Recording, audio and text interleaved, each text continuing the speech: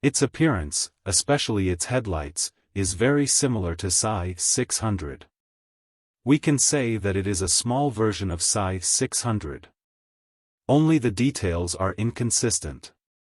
It is very suitable for beginners. Its sound is also very nice. Then, everyone knows the sound of QJMotor.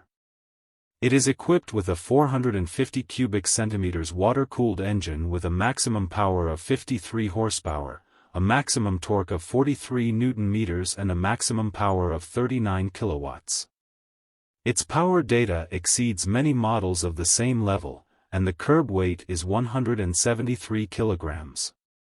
Its configuration is still very high, with the TCS traction control system, 2-stage adjustable power mode and slipper clutch. At this price, it can be said to be great, and the focus is on the imitation racing model, which has a high cost. It is over 30,000 yuan. The motorcycle also supports mobile phone connectivity and navigation screen projection, which is very practical and does not require the subsequent installation of a USB charging port, and is directly equipped as standard.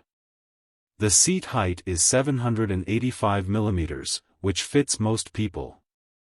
The seat height of Psy 600 is 790 mm, which shows that there is not much difference.